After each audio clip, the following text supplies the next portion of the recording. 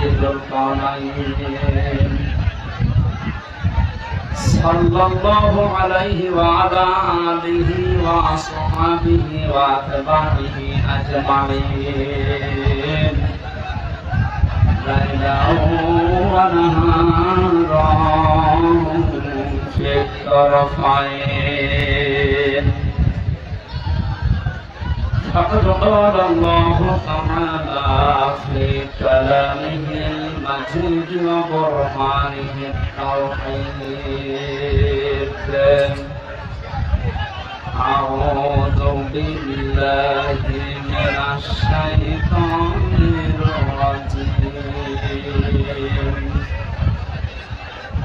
بسم الله الرحمن الرحيم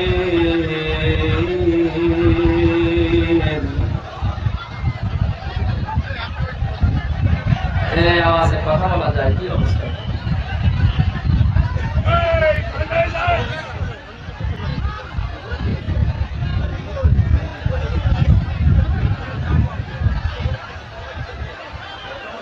تبارك الذي بيده الملك وهو على كل شيء قدير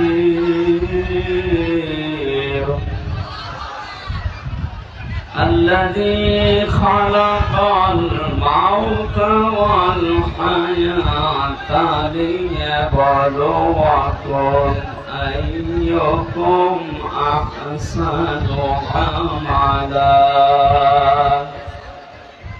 وهو العزيز الغفور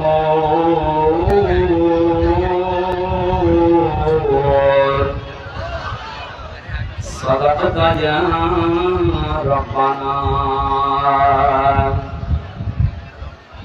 عن أبي هريرة رضي الله تعالى عنه قال قال النبي صلى الله عليه وسلم يقول سبعة يظلهم الله في ظله يوم لا ظل إلا ظله الإمام العادل إلى آخر الحديث متفق عليه وقال تعالى في شان حبيبي وما زادهم إلا إيمانا وتسليما اللهم صل على مولانا محمد وعلى آله سيدنا مولانا আমাদের প্রভু এক নবীর উম্মত জীবন বিধানে ঐশীবাণী ভোরা তবে কেন এখনো হে মুসলমান এক হও করি আহ্বান আলহামদুলিল্লাহ বাংলাদেশের ঐতিহ্যবাহী জেলা যশোর বাঘারপাড়া থানার অন্তর্গত রায়পুর এলাকাবাসী কর্তৃক আয়োজিত তাফসীরুল কোরআন মাহফিলের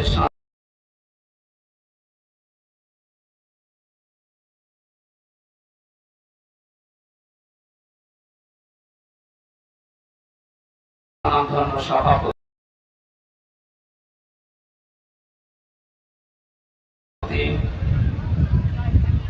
অত্র এলাকার সর্বজন শ্রদ্ধাভাজন ব্যক্তিত্ব সাবেক প্রধান শিক্ষক রায়পুর স্কুল অ্যান্ড কলেজ মসিহুল আজম আতালাল্লাহু আমরাহু ওয়া বারাক সিনিয়র যুগ্ম সাধারণ সম্পাদক কেন্দ্রীয় কৃষক দল সদস্য কেন্দ্রীয় নির্বাহী কমিটি বিএনপি অত্র এলাকার কৃতি সন্তান ইঞ্জিনিয়ার টিএস আইয়ুব দামাত বারাকাতুহুম আলিয়া এতক্ষণ যারা আলোচনা রেখেছে হায়াতে তাজ্জুবা সিহাতে কুল্লিয়া কামনা করছে আলেমদের বলেন আমিন অনুষ্ঠানের প্রধান মেহমান শাইখুল মাশায়েখ, অত্র এলাকার কৃতি সন্তান, জেলা আমির যশোর সদর শাখা বাংলাদেশ জামাত ইসলামী, বিশিষ্ট ইসলামী চিন্তাবিদ অধ্যাপক গোলাম রসুল দামাত বারকাতুহু মুদানিয়া। মঞ্চে বসে আছেন আমাদের এলাকার সন্তান, বিশিষ্ট শিক্ষাবিদ,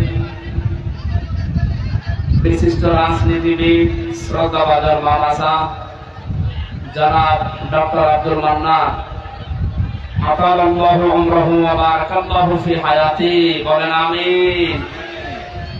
যার মাধ্যমে পর্যন্ত এসেছি সেই কুষ্টিয়া থেকে বড় ভাই মাওলানা আব্দুল সালাম সহ এই কমিটিতে যারা আছেন বরেণ্য সদস্যবৃন্দ, সামনে বসা মুসলমান ভাইরা, পর্দার আড়ালের সম্মানিতা মা এবং বোনেরা, বাঘারপাড়া থেকে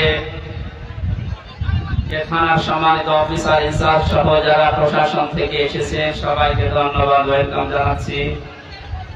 দল, মত, জাতি, বর্ণ, ধর্ম নির্বিশেষে কোরআনের এই অনুষ্ঠানে যারা ইবাদত মনে করে আমরা এসেছি, ইবাদত যেভাবে করা লাগে আমাদের সে পরিবেশ এখনো হয়নি। আপনারা কথা যারা বলছেন কি আসছে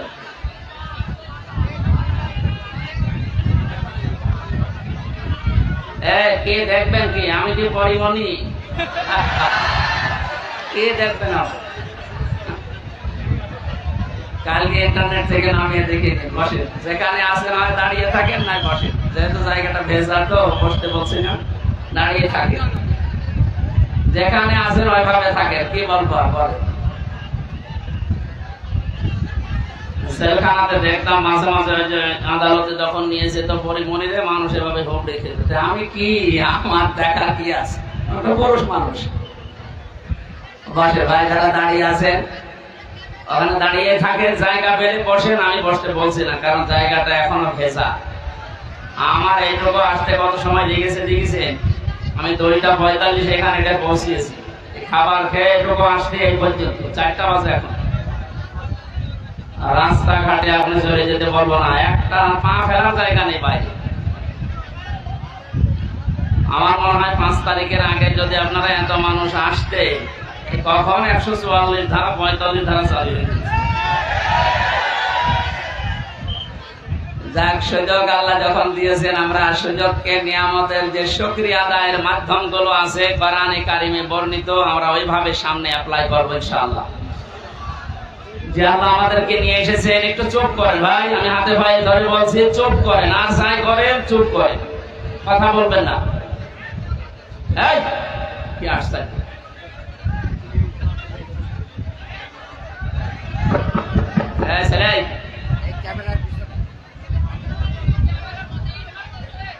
এতক্ষণ লাগে, এখন খালি মানুষ কি বলবে? ক্যামেরার লোকটাই কথা বলতেছে, মনে হচ্ছে যে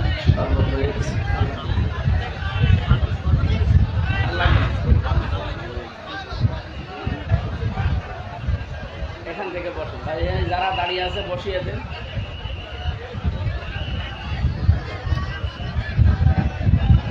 ইবাদত যেহেতু চলছে, আপনি তো ইবাদতের মধ্যে মনে করেন নাকি? কি আশ্চর্য, কথা বন্ধ করেন। এমনিতেই মানুষের গরমে সহ্য হচ্ছে না, আমাদের কথা বলবেন না ভাই। নামাজ আমরা ইবাদত মনে করে পড়তে যাই, নামাজে দাঁড়িয়ে কেউ কথা বলে, এদিকে ওদিকে তাকায়, শুধু কয়টা ফ্যান আছে এটা গুনি নেয়। ওইটা যদি ইবাদত মনে করে এত কন্ট্রোল করেন নিজেকে, এটাও তো ইবাদত চলছে। 1 ঘন্টা সময় দেন, তাফসীরুল কোরআন মাহফিল লিখে দিয়েছেন, এটা হক আদায় করা দরকার। আমরা চেষ্টা চালাচ্ছি খুব তাড়াতাড়ি আল্লাহ আমাদেরকে কোরআনে কারীম থেকে কিছু কথা শোনার এবং প্র্যাকটিক্যাল লাইফে যেন আমল করতে পারি, ওইরকম মন মানসিকতা তৈরি করা তৌফিক দেন, আমিন। যিনি আমাদেরকে নিয়ে এসেছেন তার জন্য বলেন আলহামদুলিল্লাহ। দরুদ আর সালাম পড়ছি আমাদের নবী মুহাম্মদ রাসূলুল্লাহ সাল্লাল্লাহু আলাইহি ওয়াসাল্লামের প্রতি।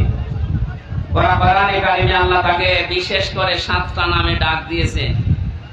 আমরা যেহেতু তাফসীরে প্রবেশ করব, এই জন্য ভূমিকায় কথাগুলো কয়েক মিনিটে বলা জরুরি মনে করছি। খুব খেয়াল করে শুনে। কোরআনে কারিমে আল্লাহ রাব্বুল আলামিন নবীজিকে ডাক দিয়েছেন বিশেষ করে 7টা নামে। তার এক নাম্বার নাম হচ্ছে ইয়াসিন। কি বললাম? আমরা অনেকে এখানে যারা আছি জানি যে ইয়াসিন সূরা একবার পড়লে 10 খতম পড়া শরীরের সওয়াব হয়। এটা জানেন তো? কেন হয় বলেন তো? এটা কোরআনের দিল বলা হয়, অন্তর বলা হয়। এর ভিতরে 83টা শিক্ষা দিয়েছেন আল্লাহ। এগুলো যদি আমাদের বাস্তব জীবনে আমরা প্রতিপালন করতে পারি, আপনি একবার পড়লেই 10 খতম কোরআন শরীফের সওয়াব পাবেন, মাস্ট বি, কোনো সন্দেহ নেই। প্রথম শিক্ষাই হচ্ছে ইয়াসিন। প্রথম কি? আল্লাহ পাক বলেন ইয়াসিন ওয়াল কোরআনিল হাকীম।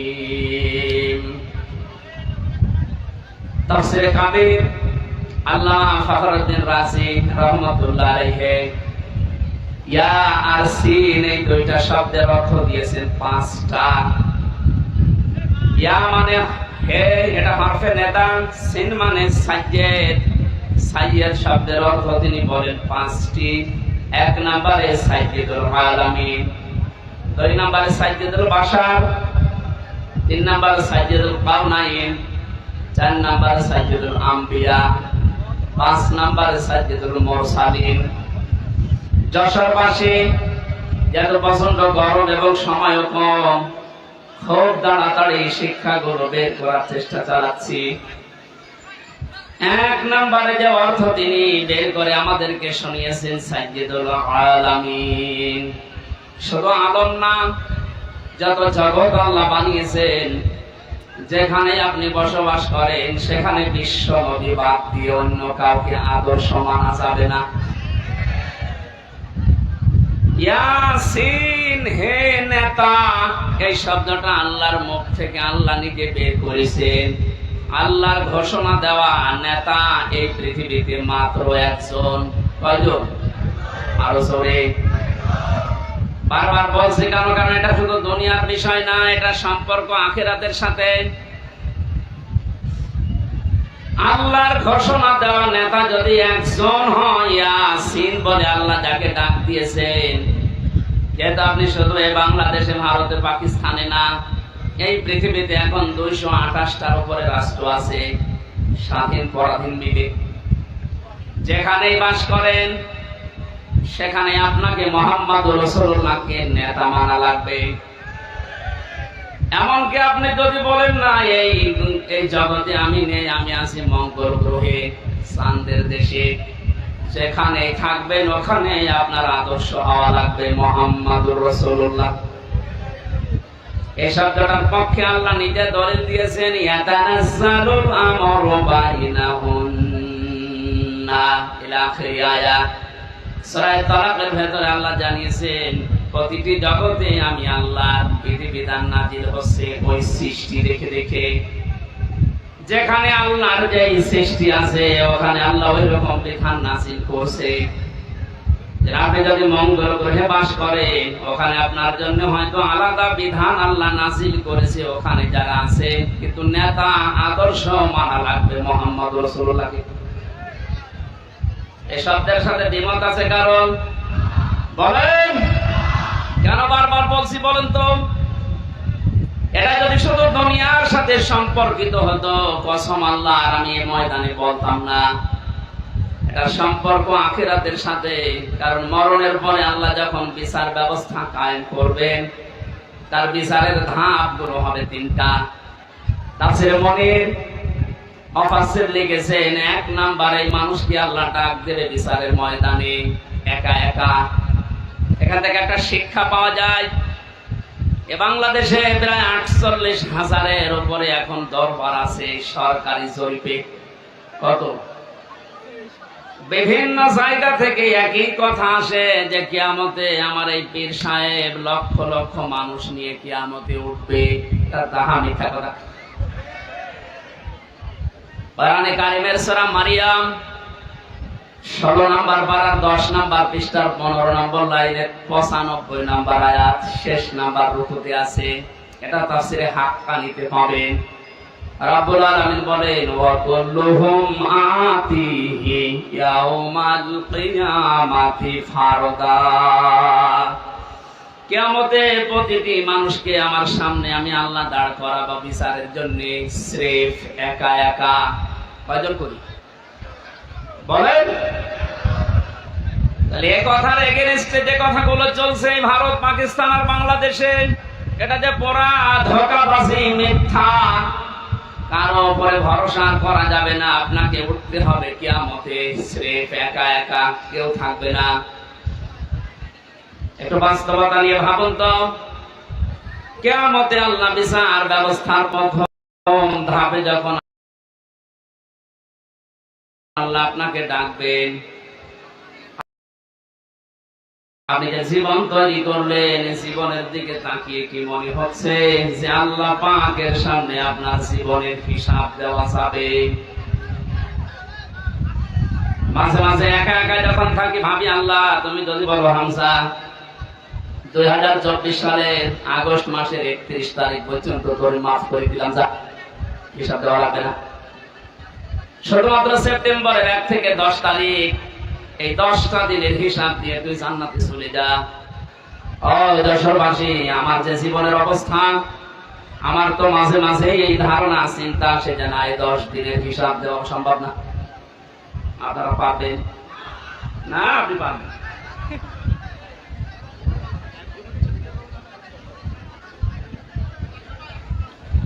কিয়ামতের দ্বিতীয় ধাপ সেটা শুরু হবে। এবার আল্লাহর একা ডাকবে না। কোরআনে কারীম জানিয়েছে ইয়াউমা নাদউ কুল্লা উনাসিন বিইমামিহিম। সূরা বনী ইসরাঈলের 72 নম্বর আয়াতের প্রথম অংশে আছে আল্লাহ পাক বলেন কিয়ামতের দ্বিতীয় ধাপে বিচারের জন্য প্রতিটি মানুষকে আমি আল্লাহ ডাক দেব তার নেতার সাথে। এতক্ষণ পর্যন্ত 4-5 মিনিট আপনাদেরকে আমি উল্টাপাল্টা বলছি না, এই কারণে কিয়ামতে কিন্তু আপনি এবার দ্বিতীয় ধাপে আল্লাহর কাছে একা উঠতে পারবেন না, নেতা সহ উঠতে হবে। আগে আপনার নেতা, এরপরে কর্মী। যশোরবাসী, পাশের জেলায় তো আমার বাড়ি, আপনাদেরকে খুব ভালোবাসি। আমি কোরআনের চোখ লাগিয়ে দেখতে পাচ্ছি যে আমাদের জীবন ভুল পথে আছে। যেহেতু আল্লাহ নিজে জানিয়েছেন কিয়ামতে আপনাকে আপনার নেতার সাথে ডাকবে, আগে নেতা এরপরে আপনি। এবার নিজে ভেবে বলেন তো যে নেতার আদর্শ আপনি মানেন, যার পেছনে স্লোগান দেন, যাকে ভোট দেন, যার আদর্শ এনে আপনি খুশি, সেই লোকটা যদি আপনার সামনে কিয়ামতে থাকে, আপনি তার পেছনে বলেন ওর যা চরিত্র, ওর যা আদর্শ, ওর যা চেহারা সুরাত, ওকে দেখে আল্লাহ মাফ করবে বলে মনে হয়। দেখলে এখন বলছে না, ও তো ধরা খাবে।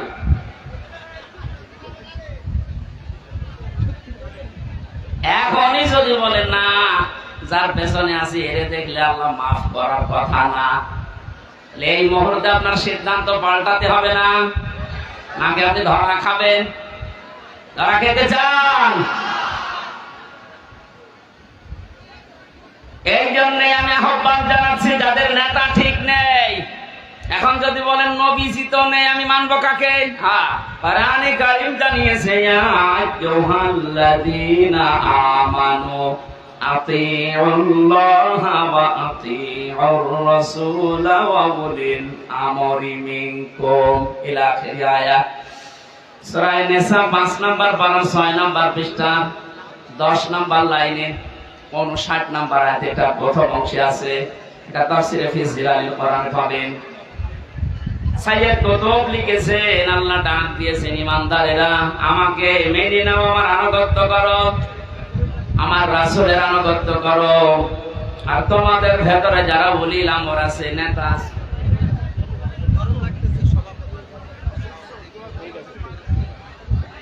আপনারা তুলে নিয়ে যান, পাশে বসে। আমাদের এলাকায় জামাতের প্রতিষ্ঠাতা আজকের মাহফিলের সভাপতি না? সভাপতি অসুস্থ, উনি চলে যাচ্ছে, দোয়া চেয়েছে, আমরা দোয়া করছি ইনশাআল্লাহ।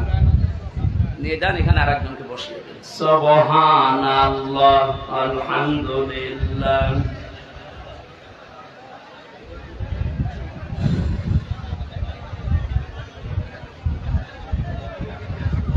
সুবহানাল্লাহ, আলহামদুলিল্লাহ, লা ইলাহা ইল্লাল্লাহ। সুবহানাল্লাহ, আলহামদুলিল্লাহ, লা ইলাহা ইল্লাল্লাহ, লা ইলাহা ইল্লাল্লাহ, মুহাম্মাদুর রাসূলুল্লাহ। যশোরবাসী, আল্লাহ এবং রাসূলের আনুগত্য করা লাগবে।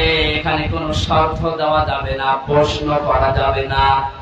এই জন্য আতিউ শব্দটা, এই ভাব, এই ক্রিয়া, এই ফেল, এটা আল্লাহ নিজের নামে, রাসূলের নামে দিয়েছেন। কিয়ামত পর্যন্ত যেহেতু রাসূলুল্লাহ দুনিয়ায় থাকবে না, এই জন্য উলিল আমর কিয়ামত পর্যন্ত আসতেই থাকবে। আল্লাহ রাসূলের পরে যদি দুনিয়ায় কাউকে আপনি আদর্শ মানতে চান, নেতা মানতে চান, সামনে রাখতে চান, দেখতে হবে ওই লোকটা আল্লাহ রাসূলকে মেনে চলে কিনা। এটা যেহেতু নফল না, মুস্তাহাব না, সুন্নাত না, এটা ফরজ। নামাজ যেভাবে ফরজ মনে করে পড়ি, আদর্শ ঠিক করাটাও আমাদের জন্য এই মুহূর্তে ফরজ। কারণ এটার সাথে আমার আখিরাত জড়িত। কথা বলে ঠিক কিনা? যাদের ঠিক নেই, আশা করছি আপনি এখনই পাঠিয়ে যাবেন। আল্লাহ রাসূলকে যে লোকটা মেনে চলে, তাকে আপনার মানা ফরজ। যে আল্লাহ রাসূলকে মানে না, তাকে মানা হারাম। এবার আপনার বিবেকের উপরে দিলাম। এই কথা শোনার পরে কারো যদি মনে হয় যে এটা তো রাজনীতি হয়ে গেল, হ্যাঁ এটা রাজনীতি, আপনার কাছে যেন উল্টো পাল্টা মনে না হয়, এজন্য আমি আয়াত, পারা, পৃষ্ঠা, লাইন, রুকু, সূরার নাম, তাফসীরের নাম বলেছি। আপনি বাড়িতে যেয়ে মিলিয়ে দেখেন। যদি না পান, আমি আর কথা বলবো না। কিন্তু যদি পান, আপনাকে মেনে নেওয়া লাগবে। এক কথা বলেন, আপনি নিজেও পড়াশোনা করবেন না কোরআন? হামজা এত পড়াশোনা করে বলবে, আপনি মানবেন না। কি হয়েছে, কি আপনি কি হয়েছে বলেন? আহ্বান জানাচ্ছি আপনার সাথে, যেহেতু আখিরাত সম্পর্কিত, এজন্য আদর্শটা ইয়াসিন বলে আল্লাহ যাকে ডাক দিয়েছেন, তাকে আপনি মেনে নেবেন বলে আমার বিশ্বাস। নয়তো আপনি এত কষ্ট করে লোক দেখানোর জন্য এসেছেন। আল্লাহ আমাদের মনের অবস্থান যেন পরিবর্তন করে দেন, বলেন আমিন। এখানে একটা হাদিস মনে পড়ছে, মানিত্তাবাল হুদা বিগাইরিল কুরআন আদাল্লাহুল্লাহ। তিরমিজি শরীফের হাদিস। বিশ্ব নবী জানিয়েছেন, এই পৃথিবীতে কোরআনে কারীম যেখানে নেই, কোরআনের কর্মসূচি চলে না, এরকম কোন জায়গায় যদি কেউ ভালো হওয়ার নিয়তে চায়, আল্লাহ নিজে তাকে দায়িত্ব নিয়ে খারাপ বানিয়ে দেয়। ও যশোরবাসী, শব্দের দিকে খেয়াল করেন। নবীজি দল্লা শব্দ দিতে পারতেন, দল্লা ইয়াদিল্লু, তাহলে বাংলা অর্থ আসতো, আপনি নিজেই নিজেকে খারাপ বানিয়ে ফেলেছেন। শব্দটা যেহেতু আবাল্লা ইয়াদিল্লু বাবে ফাল থেকে এসেছে, এই জন্য বাংলা অর্থ দাঁড়িয়েছে। আপনি হয়তো ভালো হওয়ার নিয়তে কোন জায়গায় গিয়েছিলেন, কোন দরে হোক, কোন দরবারে হোক, কোন আস্তানায় হোক, কোন দরগায় দরগায়, যেখানে বলেন আপনার নিয়ত ভালো ছিল যে আমি ভালো হব, কিন্তু কোরআনে কারীম যদি সেখানে না থাকে, কোরআনের নির্দেশনা, কর্মসূচি যদি সেখানে না পাওয়া যায়, আল্লাহ নিজে দায়িত্ব নিচ্ছেন আপনাকে গোমরা বানিয়ে দেবে। কত বড় ভয়ঙ্কর শব্দ দিয়েছেন, আল্লাহ দায়িত্ব নিচ্ছে। আর এখানে ছোট বড় কম বেশি আমরা সবাই কথা বিশ্বাস করি, হেদায়েত দেওয়ার একচ্ছত্র মালিকানা হামজার, হামজার বাবার। আরো বলেন জোরে, আল্লাহ ছাড়া হেদায়েত কেউ দিতে পারে? তিনি বলছেন আমি তোকে খারাপ বানাবো, যেখানে কোরআন নেই ওখানে যদি ভালো হওয়ার নিয়ে তো তুই যাস। যেহেতু ভালোবাসি আপনাদেরকে, বিভাগে আমার বাড়ি, অন্য বিভাগের লোক যেখানে যায় জাগা, আপনারা তো যাবেন জান্নাতে। আজকে থেকে অন্তত সিদ্ধান্ত নিয়ে বাড়ি যান। কোরআন যেখানে নেই ওই দল যদি আমার বাবাও কায়েম করে, আমি ওই দলে নেই। এটার সাথে একমত আছেন কারা দেখি? আন্দাজে হাত তুলবেন না, হাত তুলে আবার উল্টিয়ে যাবেন। ঠিক আছে, বসে বসে।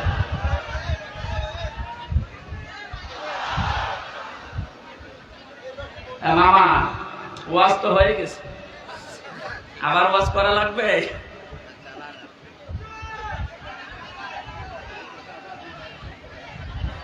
এখানে আমার মনে হয় মাথায় যাদের হালকা মগজ আছে, তার কাটা না, তারা বুঝে ফেলেছেন কোরআন যেখানে নেই ওখানে আমি যাব না। তাহলে এই দেশে কোরআন বাদ দিয়ে কোন দল থাকার কথা বলেন? এটা শুধু আজকে সামিয়ানার নিচে হাত তুলে শেষ না, এটা কিন্তু আল্লাহকে দেখিয়েছেন যে কোরআন যে দরবারে নেই ও দরবারে আমি যাব না, কোরআন যে দলে নেই ওই দলে আমি থাকবো না। এটা মেনে নিতে পারলে আজকের এই মাহফিল সাকসেস। যে অবস্থা আমরা দেখতে পাচ্ছি, কোরআনে কারিমের দিকে মানুষের ঝোঁক যেভাবে বেড়ে গেছে, ওয়ারাইতান নাসা ইয়াদখুলুনা ফি দীনিল্লাহি আফওয়াজা। আল্লাহ পাক বলেন, হে নবী, যখন আমার সাহায্য আসবে তখন আপনি বিজয় দেখতে পাবেন। আর বিজয়ের যতগুলো ধাপ আছে তার প্রথম ধাপ এটা, বিজয় আসলেই মানুষ দলে দলে পালে পালে আমার ইসলামে প্রবেশ করবে। আগস্টের 5 তারিখের পর থেকে আজকের এই সেপ্টেম্বরের 10, 1 মাস 6 দিনের ব্যবধানে বাস্তবতা আমি যেটা দেখতে পাচ্ছি, বিবিসির নিউজ পেয়েছি, ওই 5 তারিখের আগে এদেশে 100 জনের মাত্র 16 জন মানুষ চাইতো যে ইসলামে দেশে কায়েম হোক। অথচ 1 মাস 5-6 দিনের ব্যবধানে গতকালকে রিপোর্ট বেরিয়েছে, এই দেশে এখন 100 জনের 34 থেকে 35 জন মানুষ চাচ্ছে দেশে ইসলাম কায়েম হোক। এই জরিপটা ভালো না খারাপ? কিছুদিন যেতে দেনে ভাবেন মুক্ত পরিবেশে ইসলাম প্রচার করার ব্যবস্থা করেন, মানুষকে আপনি একটু ছাড় দেওয়ার চেষ্টা চালান। মুসলমান তো দূরের কথা, বহু হিন্দু এই 1 মাস 6 দিনের ভেতরে আমি মুসলমান বানিয়েছি। ওরা দলে দলে পালে পালে আসার চেষ্টায় আছে। আর যারা হালকা জালেম ছিল, আমার বাড়ি কুষ্টিয়ার হালসা, আমার বংশের 100 জনের 98 জন ছিল জালেম। আমি জালেম বলছি এটা আপনার, কারণ দলে যারা ছিল সবই জালেম। কথা বলছেন, সব জালেম না? 5 তারিখের 1:30 পর্যন্ত কেউ কল দেয়নি। বিকাল 5টার পরে আমার বংশের লোকজন বসে, বাবাজি কি হয়েছে? আমরা এখন আর আওয়ামী লীগ নেই, আমরা এখন জামাত ইসলাম। কিসের জামাত? আপনাদেরকে এখনই নেওয়া হবে না, আর একটু পরে। এখানে ছোটখাটো জালেম যারা আছে ওরা কিন্তু অনেকে ঘুরে গেছে, এখন দেখছে যে না, বহু চেষ্টা চালালাম, এই কয়দিনে হালে পানি নেয়নি। 5 তারিখের পর থেকে এই পর্যন্ত আমরা প্রায় 8-9টা ইস্যু দাঁড় করাতে দেখেছি, একটাও এদেশে টেকে নাই। আর প্রথম চেষ্টা চালিয়েছিল হিন্দুদেরকে দিয়ে, বলেছিল সংখ্যালঘু। খুশির সংবাদ, বাংলার জামাত ইসলামের কেন্দ্রীয় আমির ডক্টর শফিকুর রহমান ঘোষণা দিয়েছে, দেশের সংখ্যালঘু সংখ্যা গরু বলে কিছু নেই। হিন্দুদের এখন মনের ভেতরে এই সাহস। আজকে একটা রিপোর্ট দেখলাম, এক হিন্দু জানিয়েছে এদের যদি ইসলামের হাতে তুলে দেওয়া যায় আমরা সব চাইতে বেশি নিরাপদে থাকবো। ওটা নিয়ে যখন হাতে পানি নেয়নি তখন চেষ্টা করছে, দেখি প্রধান বিচারপতিকে দিয়ে একটা চেষ্টা চালিয়েছে, পারে নাই। ওইদিন আমি কোর্টে ছিলাম, এরপরে চালিয়েছে আনসার দিয়ে। কিসের আনসার? কোথায় ছিলেন আপনি এতদিন? আপনার দাবি কোথায় ছিলেন 15 বছর? বলেন, 42,000 আনসার নিয়োগ দিয়েছে এই কয়েক বছরে, তার 32,000 গোপালগঞ্জে।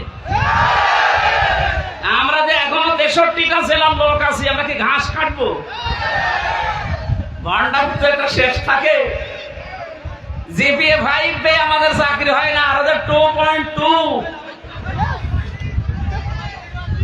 তার মানে বোঝা যাচ্ছে যে দুর্বিসন্ধি আমরা ধরে ফেলেছি। আমার মনে হয় পুলিশ ছাড়া কিছুদিন যেভাবে দেশ চলেছে, পুলিশের মতো এত বড় বাহিনী ছাড়া যদি দেশ চলতে পারে, আনসার ছাড়া দেশ চলবে একা। কোন দরকার নেই, বাহিনী বিলুপ্ত করে দেন। এরপরে চেষ্টা চালিয়েছে ডাক্তারদেরকে নিয়ে, পারে নাই। এখন শুনছি সামনে ওদের দুর্বিসন্ধি গার্মেন্টসের কর্মীদেরকে লাগাবে, আশা করছে হালে পানি নেবে না। জালেমদের যা চরিত্র, 16 বছরে তো দেখেছি, ওরা দেখবেন গলন্দ ঘাটের এই বেশ্যাদেরকেও নামাবে। যাই করছেন কিছুতেই কিছু হবে না। অনেকে বুঝে ফেলেছেন যে না, জালেম যখন শেষ, অন্তত আমি আর জালেম হয়ে আল্লাহর টার্গেট হব না। কারণ জালেম যারা, এরা হামজার টার্গেট কার বলেন? যশোরবাসী কান খাড়া করেন। কোরআনে কারীম জানাচ্ছে, ইন্নামাস সাবিলু আলাল্লাযীনা ইয়াযলিমুনান নাস। ইলা আখির আয়াত। সূরা শুরা 25 নম্বর পারা, 6 নম্বর পৃষ্ঠা, 13 নম্বর লাইনের 42 নম্বর আয়াতে। এটা তাফসীরে ইবনে কাসির আছে। ব্যাখ্যা সহ বলতে গেলে অনেক সময় লাগবে, যেহেতু আমি একটা আয়াত পড়েছি একটা টার্গেট নিয়ে।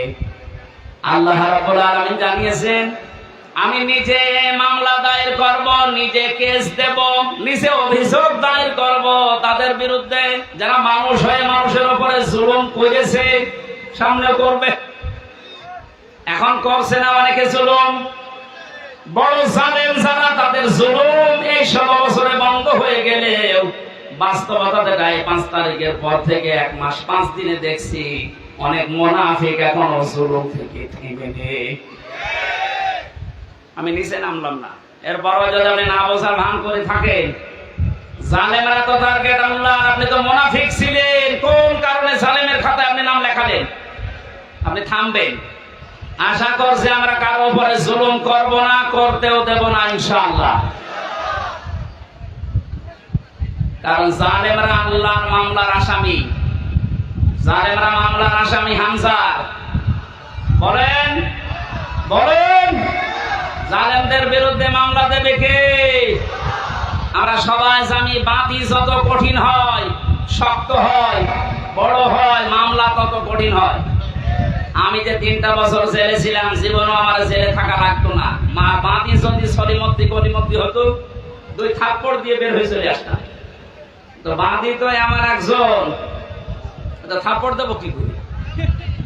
কয়েকদিন আগে আমার মামলা সব ঢিসমিস হয়ে গেছে।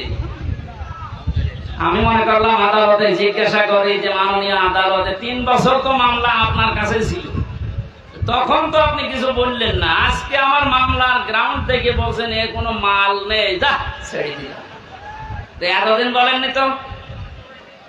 এই কথাই আমাকে শোনাতো যে হুজুর আমি করব কি, আমার হাত বাঁধা ছিল। বলেন, হাইকোর্টের একটা বিচারপতি যদি বলে আমার হাত বাঁধা, কিছু করার নেই, ও চেয়ারে না বসে ভ্যান চালানো ভালো না? কোথায় পৌঁছিয়েছিল এদেশের বিভিন্ন বিভাগগুলো? কত বড় দুর্নীতিগ্রস্ত হলে বাংলাদেশের জাতীয় মসজিদের ইমামও পালিয়ে যায়। পৃথিবীর ইতিহাস তৈরি করে গেল, মসজিদের ইমাম পর্যন্ত পালিয়েছে।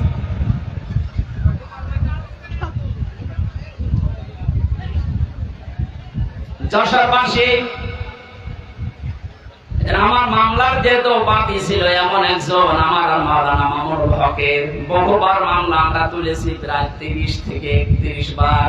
সিএমএম কোর্ট, জজ কোর্ট, হাইকোর্ট, যতবারই মামলা তোলা হয় পারে না। উপরের নির্দেশ কার? উপরের নির্দেশ ছাড়া হবে না।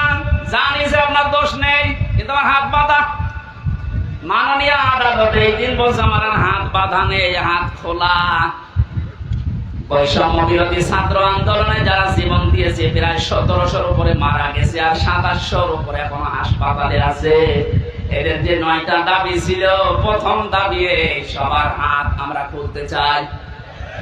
এক কথা বলেন, কারো হাত বাঁধা থাকবে না। এদেশে 1628 জন মানুষ আছে এই চেয়ারে, সব হাত বাঁধা ছিল, শুধু একটা হাত খোলা ছিল। সে যাইব,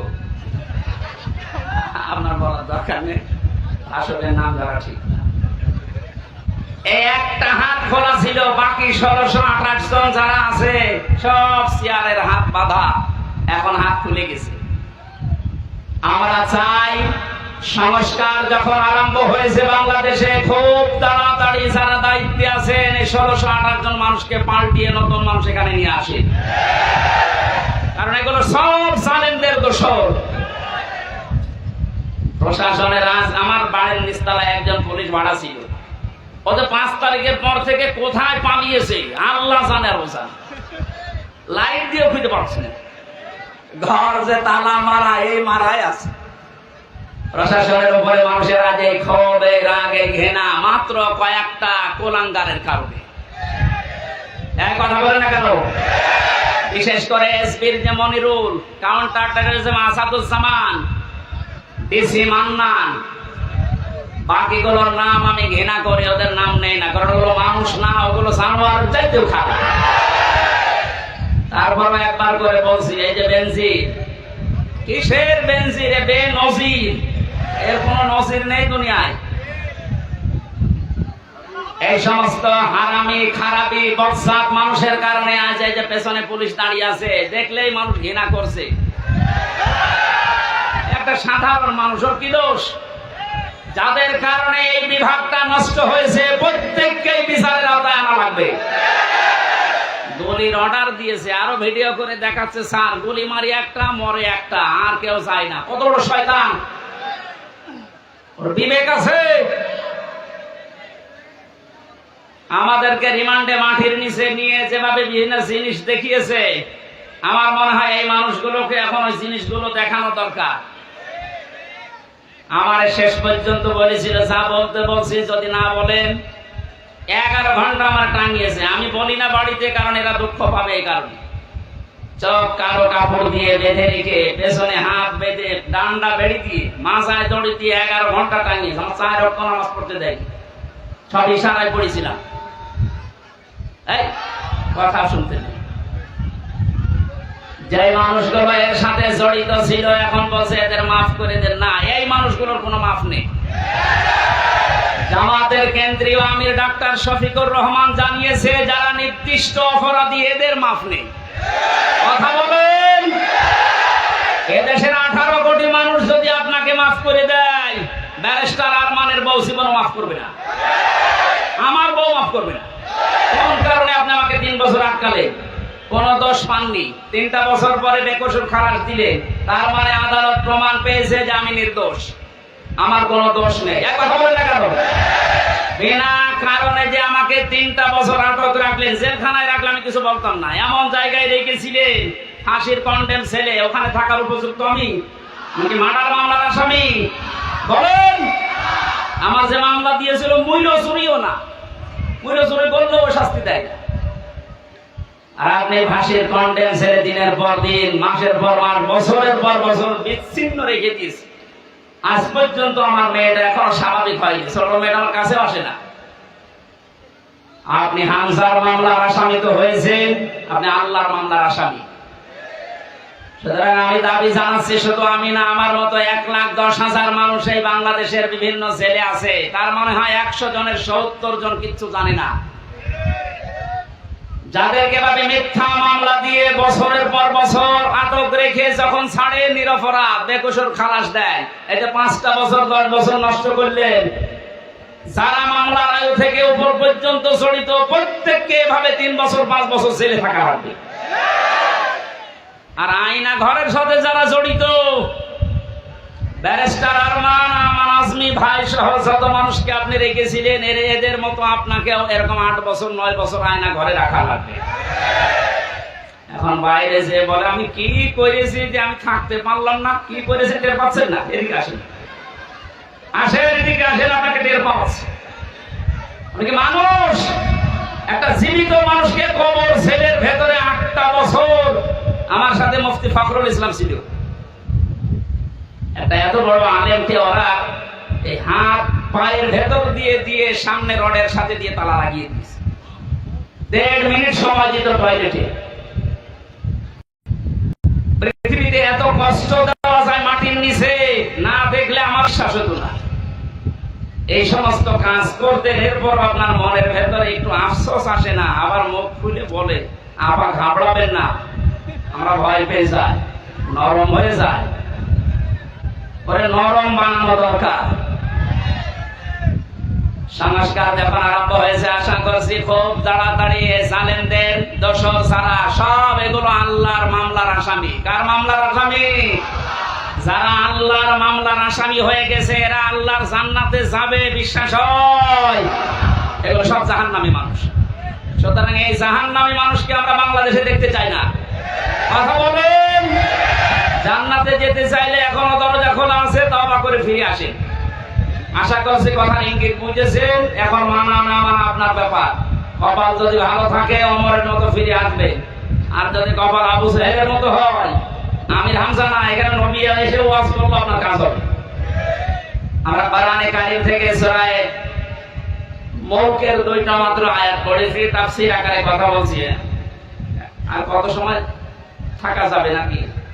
আসরের নামাজ শেষ হয়েছে তো, জোহর আসর পড়ে এসেছি।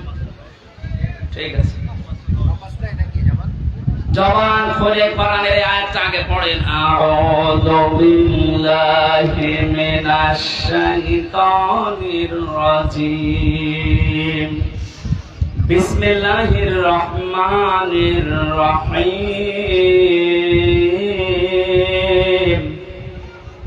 তাবারাকাল্লাযী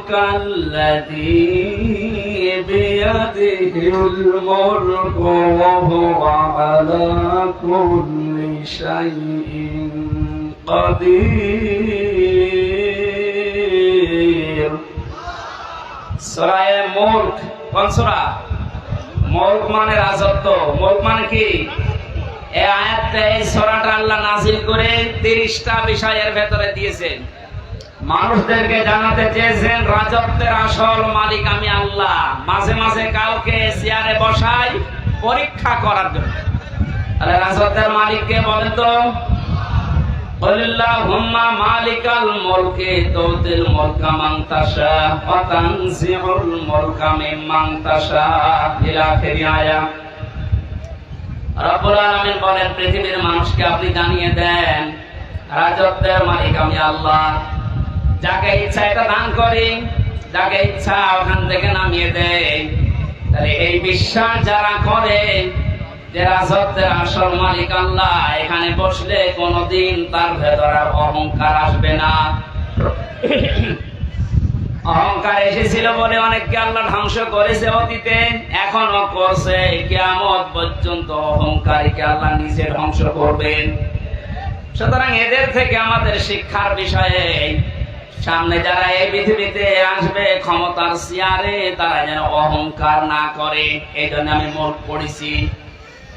আল্লাহ ঘোষণা দিচ্ছেন এবার, তাবারাকাল্লাযী, বরকতময়, সমস্ত আয়াব থেকে, অক্ষমতা, দুর্বলতা, সমস্ত দোষ ত্রুটি থেকে মুক্ত ওই আল্লাহ। বিয়াদিহিল মুলক, যার কুদরতি হাতের ভেতরে সব কিছু রাজত্ব লুকিয়ে আছে। ওয়া আলা কুল্লি শাইইন কাদির। আল্লাহ পাক বলেন পৃথিবীর সব কিছুর উপরে একচ্ছত্র ক্ষমতা চলে আমি আল্লাহর। জোরে বলেন সুবহানাল্লাহ। এই আয়াতটা যাদের ভেতরে যত বেশি দৃঢ়ভাবে বিশ্বাসযোগ্য মনে হয়েছে, তাদের জীবন দেখবেন তত বিনম্র, নম্র এবং ছোট। এভাবে নিজের জীবনকে তারা চালাতে চায়। যারা বিশ্বাস করে যে না, সব কিছুর উপরে একজন ক্ষমতা চালাচ্ছে, এ মানুষটা জীবনেও কোনোদিন অহংকারী, তাকাপুরি নিজের ভেতর থেকে প্রকাশ করতে পারবে না। আল্লাহ এরকম বান্দাদের ভেতরে আমাদেরকে শামিল করেন, বলেন আমিন। এতক্ষণ পর্যন্ত আল্লাহ নিজের পরিচয় তুলে ধরছিলেন, বড়ত্বের, মহত্বের, বিশালত্বের। হঠাৎ তিনি আলোচনার ধরন পাল্টিয়ে ফেললেন। আল্লাযী খালাকাল মাউতা ওয়াল হায়াতা লিয়াবলুয়াকুম আইয়ুকুম আহসানু আমালা। আমি এই যে তাবারাকার ব্যাখ্যায় হাজার হাজার শব্দ ইবনে কাসির ফি সিলালিল কোরআনে পেয়েছি। আল্লাহর বড়ত্বের কথা, মহত্বের কথা, বিশালত্বের কথা তিনি দিয়ে সেখানে বর্ণনা দিয়েছেন। এগুলো আমি আবার দিয়ে কেন এই আয়াতে আসলাম? আল্লাহ জানিয়েছেন আমার আয়াতের ধরন পাল্টানোর, আলোচনার ধরন পাল্টানোর উদ্দেশ্য এই, আমি মানুষকে এখন একটা গুরুত্বপূর্ণ বিষয় আরো জানাতে চাচ্ছি। তিনি সে আল্লাহ যিনি তার বান্দাদের হায়াত আর মওত এই দুইটা তৈরি করার পরে দুনিয়ায় পাঠিয়ে দিলেন। তিনি দেখতে চান তোমাদের ভেতরে কে ভালো কাজ করে তার কাছে যেতে পারে।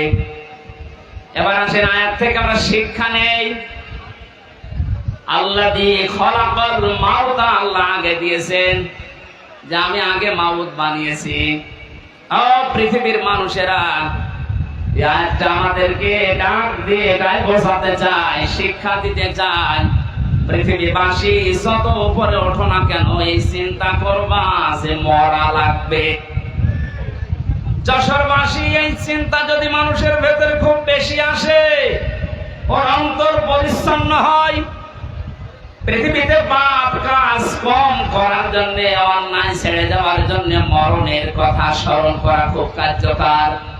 নবীজি জানিয়েছেন অন্তর যদি কেউ পরিষ্কার করতে চায় দুইটা বিষয় তাকে দিলাম। এক নম্বরে বেশি বেশি মওতকে স্মরণ করবা, জীবন পরিচ্ছন্ন হবে। দুই নম্বরে আল্লাহর কালাম নিয়ে চিন্তা ভাবনা করবা, পড়বা। জোরে বলেন আমিন।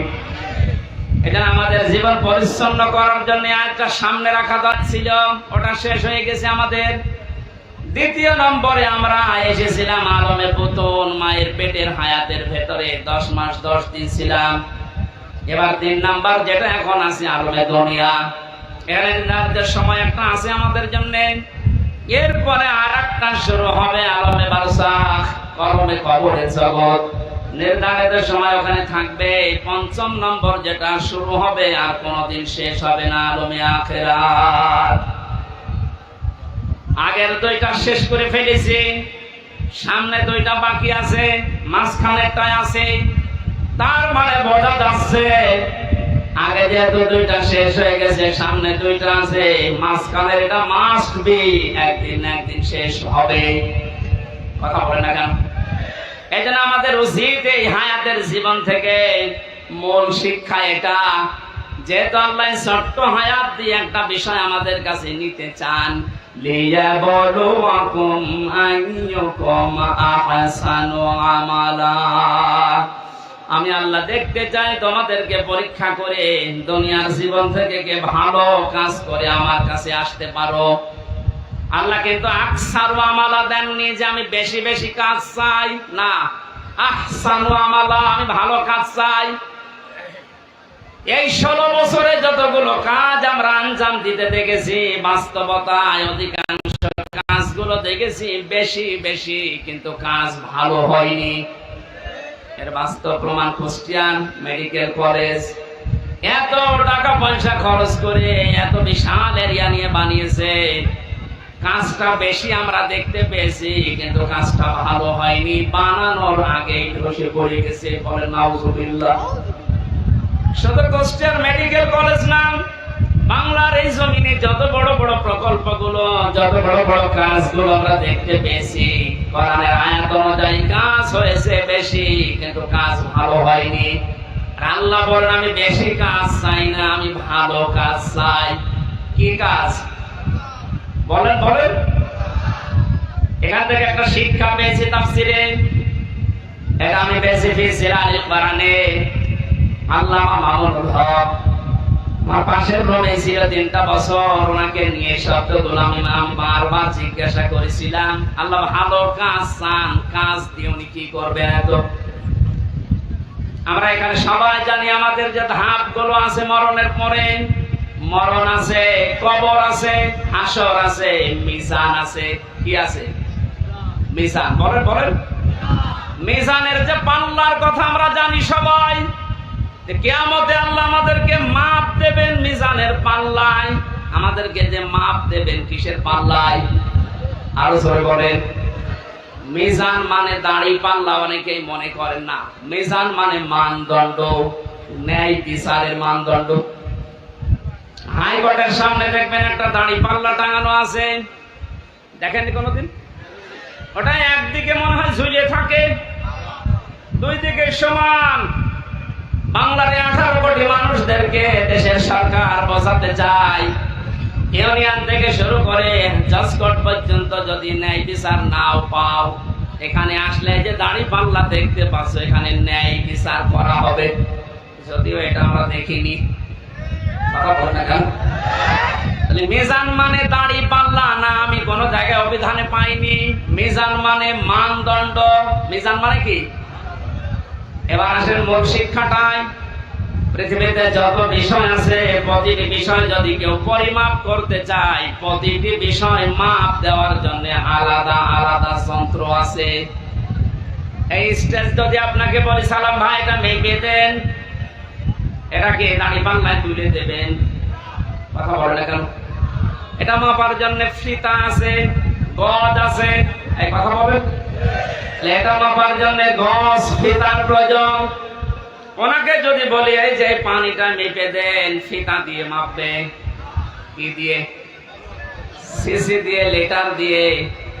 যদি বলি চাল মেপে দেন, উনি চাল কি গজ দিয়ে মাপবে, কি দিয়ে? কেজি দিয়ে, স্ট্যান্ড দিয়ে।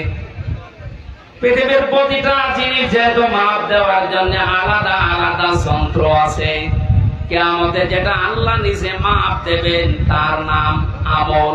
কি মাপবেন? আরো জোরে বলেন বলেন। আমলের বাংলা অর্থে কাজ। আমল মানে আল্লাহ কাজ মাপ দেবেন।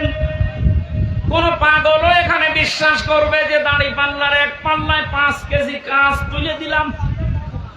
কাজ মানুষ দাড়ি পাল্লা দিয়ে মাপে, কি দিয়ে? দুনিয়ার প্রতিটি জিনিস যেভাবে মাপ করার জন্য আলাদা আলাদা যন্ত্র আছে, কাজ বা আমল এটা মাপ দেওয়ার জন্য আলাদা যন্ত্র আছে। কাজ মানুষ দাড়ি পাল্লা দিয়ে মাপে না, কাজ মানুষ লিটার দিয়ে, সিসি দিয়ে, গজ দিয়ে, ফিতা দিয়ে মাপে না। কাজ মাপে গুরুত্ব দিয়ে। কি দিয়ে? গুরুত্বের ভিত্তিতে কাজ মাপা হয়। এখানে গুরুত্বপূর্ণ জিনিস কি? এই খুঁটি আর সামিয়ানা, এই দুইটা আসল জিনিস। এই দুইটা থাকলে মানুষ বলবে এটা মঞ্চ বা স্টেজ, কথা বলে ঠিক কিনা? হ্যাঁ, গুরুত্বহীন জিনিসও আছে। এই যে মাইক, এই যে ক্যামেরা গুলো, এখানে যেগুলো আছে পড়ে, এই পানির বোতল, বাকি এই চেয়ার, এগুলো যদি নাও থাকে তাও এটা মঞ্চ হবে। পৃথিবীতে আল্লাহ ভালো কাজ চেয়েছেন, বেশি কাজ না। গুরুত্বপূর্ণ কাজগুলো যদি আপনার জীবনে না থাকে, গুরুত্বহীন কাজ দিয়ে যদি দুনিয়ার জীবন আপনি ভরপুর করে ফেলেন, কিয়ামতে আল্লাহ যখন মাপবে, গুরুত্বপূর্ণ জিনিস পাবে না, গুরুত্বহীন জিনিস দিয়ে ভরে যাবে। আপনার জীবনের এই মাপ হবে শূন্য বা জিরো। নামাজের ফরজ সংক্রান্ত বিষয় আমরা অনেকে জানি যে নামাজের বাইরে এবং ভেতরে 13টা ফরজ আছে। কয়টা? 12টা যদি আব্দুল সালাম আদায় করেন, একটা আদায় করেনি। উনি যদি বলে একটা মাত্র করেনি, আমার 12টা নেকি দেন, হবে? বলেন বলেন, কয়টা? একটাও হবে না, জিরো, শূন্য। কারণ গুরুত্বপূর্ণ ওইটা আপনি বাদ দিয়ে দিয়েছেন, আপনি হয়ে গেছেন এখন গুরুত্বহীন। আমাদের এই কোরআনে কারিমে আল্লাহ 500 শরীয়তের বিধান দিয়েছেন, এগুলো গুরুত্বপূর্ণ। 499টা কেউ মানে, একটা মানে না। তাহলে কিয়ামতে যখন ওকে আল্লাহ মাপ দেবে, ওর জীবনের যতগুলো কাজ ছিল সবগুলোই হবে গুরুত্বহীন। ফরজ নামাজ থেকে এই শিক্ষাটা যদি আজ আমরা বাংলাদেশে আমরা নিতে পারতাম, মুসলমানেরা, সত্য কথা যেটা, এই দেশে 41, 61, 71 বছর টার্গেট দেওয়া লাগতো না। 41 ঘন্টা এই দেশ পাল্টিয়ে দেওয়া সম্ভব ছিল। আমরা আহসানু আমালা বুঝি নাই। এই আয়াতের ব্যাখ্যা বুঝেছিল হযরত মাসুম ওয়াকিস। ভালো কাজ কোনটা দুনিয়াতে তারা সবচাইতে বেশি জেনেছিল। আল্লাহ পাক বলেন পৃথিবীতে ভালো কাজ কোনটা তোমরা জানো? তুমিনুনা বিল্লাহি ওয়া রাসূলিহি ওয়া তুজাহিদুনা ফি সাবিলিল্লাহ বিআমওয়ালিকুম ওয়া আনফুসিকুম যালিকুম খায়রুল লাকুম ইন কুনতুম তা'লামুন। আল্লাহর প্রতি বিশ্বাস করো আর রাসূলের প্রতি বিশ্বাস আনো। আর এই দুইটা দাবি সামনে রেখে জান আর মাল দিয়ে আল্লাহর দ্বীন জমিনে কায়েম করার জন্য চেষ্টা চালাও। যালিকুম খায়রুল লাকুম। আল্লাহ বলেন এটা ভালো কাজ। এটা কি কাজ? আরো জোরে বলেন। তাহলে এই পৃথিবীতে যত ভালো কাজ আছে, এক নাম্বার ভালো কাজে জমিনে আল্লাহর দ্বীন দাঁড় করানো। বলেন এটাকে দুনিয়াদারির কাজ, রাজনীতির কাজ, মানুষের কাজ, বিভিন্ন রকম উদাহরণ দিয়ে আপনি এখান থেকে কেটে পড়তে চান। অথচ আয়াত যারা ব্যাখ্যা করেছে, যারা বুঝেছে, তাদের দিকে তাকালে দেখি এটা যেহেতু বুঝেছে ভালো কাজ। ছোট মানুষ 11 বছর 13 বছর, তারপর আল্লাহর জমিনে দ্বীন কায়েম করার জন্য হাঁটুর উপরে পায়ের গোড়ালির উপরে ভর দিয়ে হলেও তারা উষা হয়ে দেখিয়েছে যে আমি এই পরিমাপে এসে গেছি। তারা মাপে পৌঁছে না চেষ্টা চালায়, আর আমাদের মাপে পৌঁছা সব শেষ হয়ে যাচ্ছে। আমরা আরো ছোট হতে চাই। কথা বলেন ঠিক কিনা? আমার আল্লাহ আমাদের সবাইকে যেন সাহাবায়ে কেরামের মতো আয়াত থেকে ভালো কাজ কোনটা এটা বুঝে দুনিয়ায় মেনে নেওয়ার তৌফিক দান করেন। আমিন। এটা শুধু পুরুষের জন্য না, নারী পুরুষ সবার জন্য। আপনার জীবনের যেন টার্গেট হয়ে যায় এটা, এই জমিনে কি করে আল্লাহর বিধানটা কায়েম করা যায়। সত্য কথা এইটাই, আল্লাহর বিধান যতদিন এই জমিনে কায়েম না হবে, যতই দোয়া দরুদ পড়ি না কেন, কোনদিন এই জমিনে শান্তি কাঙ্ক্ষিত সম্ভব না। বাবা চালিয়েছিল এই দেশটা, আমরা দেখিনি, এই মুরব্বীরা দেখেছে। স্বামী চালিয়েছিল, চাচা চালিয়েছে 9 মাস 9 বছর, বউ চালিয়েছে, আপা চালিয়েছে। এখন শুধু দেখতে বাকি আছে কোরআন দিয়ে দেশ চললে কেমন দেখা যায়। কথা বলা লাগবে। এটা দেখেছেন কোনদিন? এটা দেখার দরকার না যে এটা দিয়ে বাংলাদেশ চললে কেমন দেখা যায়। কারা কারা এটা দিয়ে দেশ চলুক চান দেখে? লিল্লাহে তাকবীর।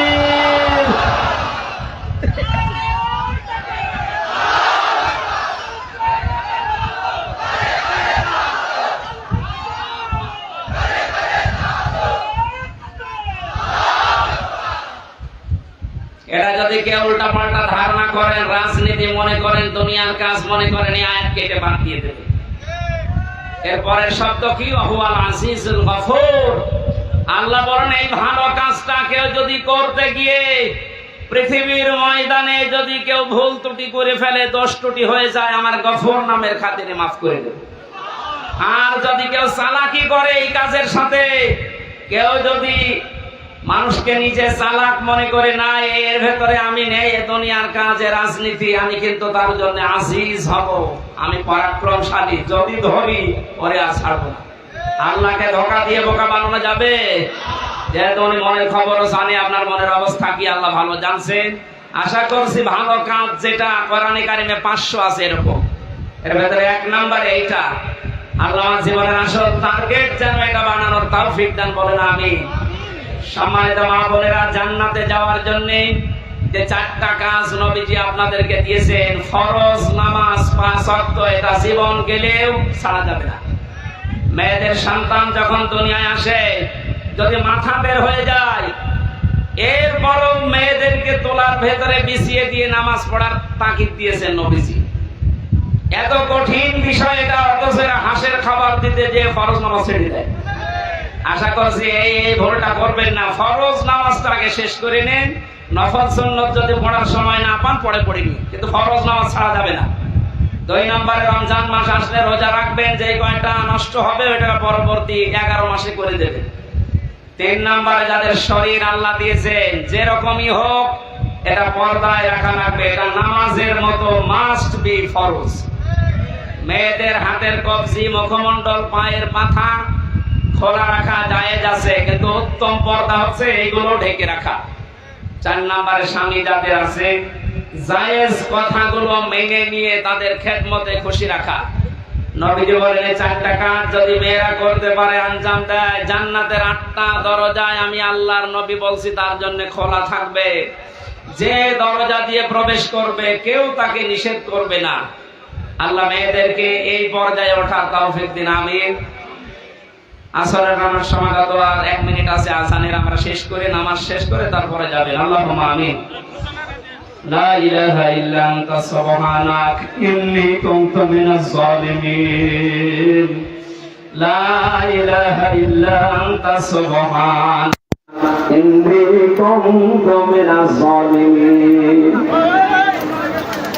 ربنا ظلمنا أنفسنا وإن لم تغفر لنا وترحمنا لنكونن من الخاسرين.